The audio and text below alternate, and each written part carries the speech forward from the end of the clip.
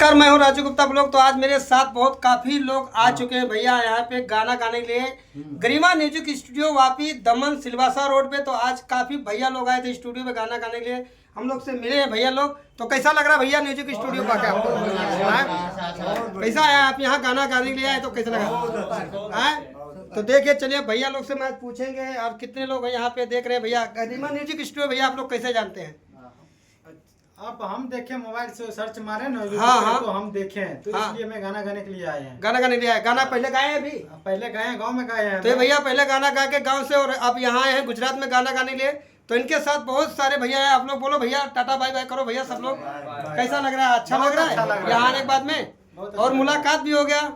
बहुत अच्छा लग रहा है। तो गाइस, वीडियो अच्छा लगा तो लाइक करो, वीडियो को शेयर करें, कमेंट कराएं। और हमारी गाना रिकॉर्ड हो चुकी है, बहुत जल्दी मार्केट में आप तक पहुंचा रहा हूं। गरिमा म्यूजिक स्टूडियो वापी दमन सिलवासा रोड गुजरात में। तो काफी लोग भैया, और अच्छा लग रहा है ना यहाँ? कोई तकलीफ तो नहीं है? यहाँ कोई दिक्कत तो नहीं है? जैसे कुछ लोग सोचते हैं कि चलिए नेक्स्ट वीडियो भी मिलते हैं, कुछ और नई ब्लॉग लेके आते हैं।